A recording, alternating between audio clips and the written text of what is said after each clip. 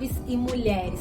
E esse primeiro episódio chega inspirado no poder das mulheres independentes. E também como o potente mercado da cannabis pode ser sim uma oportunidade para mulheres que buscam essa independência. Estima-se que só aqui no Brasil o mercado da cannabis pode movimentar mais de 26 bilhões de reais até 2025 com uma regulamentação. Segundo a análise da Kaya Mind, só em impostos essa indústria, que engloba diferentes frentes, tem o potencial de arrecadar 8 bilhões no mesmo período e também criar mais de 117 mil empregos. Por isso hoje nós conversamos com mulheres que estão em posições relevantes nesse mercado.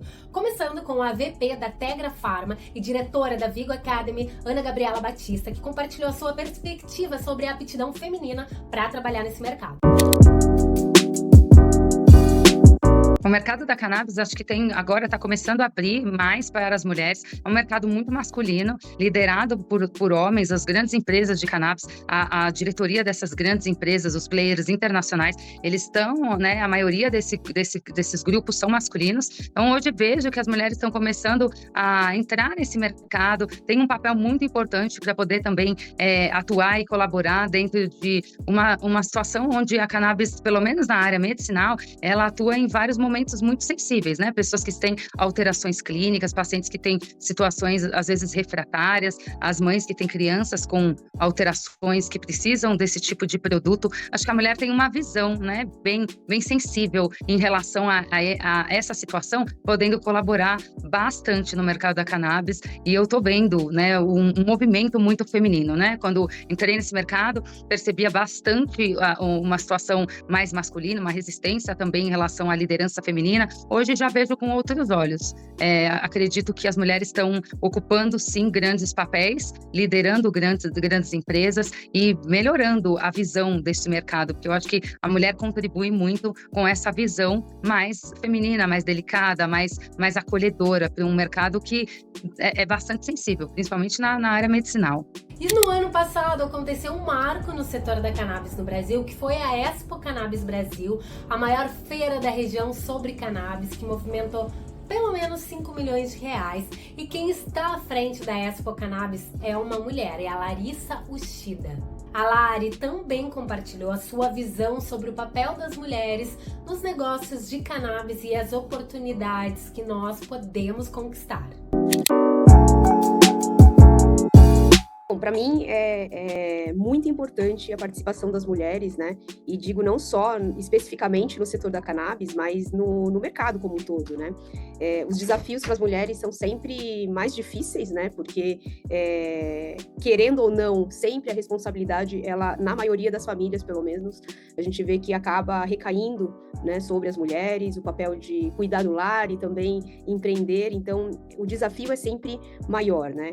Então, eu acredito que o setor da cannabis, ainda mais por ser um setor onde a gente tem uma conexão muito grande com a planta e as mulheres, é um setor que deveria, sim, estimular mais o empreendedorismo feminino.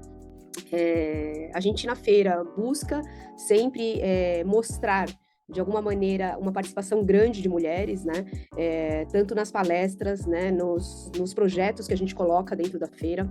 E vamos continuar com esse objetivo, porque é extremamente importante a gente apoiar que mais mulheres consigam entrar no setor canábico, principalmente no Brasil, que a gente encontra ainda muita diferença, né, de participação entre mulheres e homens. Então, para nós da feira, estimular, contratar pessoas para trabalharem dentro da nossa equipe, a gente foca muito na participação das mulheres. Mas afinal, o que precisa ser feito para que mais mulheres entrem no mercado da cannabis? Eu acho que para pensar em entrar nesse mercado da cannabis, é importante se preparar, né? O mercado, ele é bem peculiar, é um mercado que está em desenvolvimento, tanto aqui no Brasil como em outros países, mas é bastante importante a gente ter algum preparo, né? Então, primeiro, quando eu entrei no mercado da cannabis há muitos anos atrás, a primeira coisa que eu fiz foi estudar, foi entender um pouco sobre esse mercado, entender também sobre a planta, bastante importante entender um pouco também como essa planta atua no nosso metabolismo, para poder entender o mercado como um todo, porque o mercado da cannabis ele tem várias áreas, não só a área medicinal, mas também a parte industrial, parte de pesquisa científica, né? Então, são muitas áreas. Então, precisa ter um pouco de conhecimento, precisa procurar. Hoje temos muito na internet, né? Os artigos científicos, as bases de apoio, né? De revistas boas, indexadas. Nós temos muita facilidade em ter o conhecimento. Então, para iniciar qualquer trabalho, eu sugiro que sempre a gente consiga ter um pouco de conhecimento e aí depois, né? Com o passar do trabalho e do desenvolvimento, a gente vai adquirindo experiências. No ano passado, nós, inclusive, estimulamos, né, o projeto de apresentação de startups junto ao mercado, né, apresentando junto com a Chá com Marias, que é um coletivo, né, de mulheres que estão empreendendo dentro do setor, a fazerem as suas apresentações de negócios, né, na rodada de negócios que a gente promoveu dentro da Arena do Conhecimento, justamente para que a gente consiga, então, conectar empresas, né, investidores a essas empresárias que querem potencializar o seu negócio no Brasil. Então, de alguma maneira, projetos como esse, que estimulam o empreendedorismo feminino, continua sendo uma pauta muito importante nos meus negócios, em geral. Não só na feira, mas no geral. Eu procuro muito buscar essas conexões, né, e fazer essa ponte de conexões entre mulheres. Já existem iniciativas que potencializam o poder das mulheres no mercado da cannabis, como é o caso da Chá com Marias, a primeira edtech canábica feminina do Brasil. Nós conversamos com a Kátia Cesana, fundadora da Chá, para entender o que uma mulher precisa fazer para entrar no mercado da cannabis.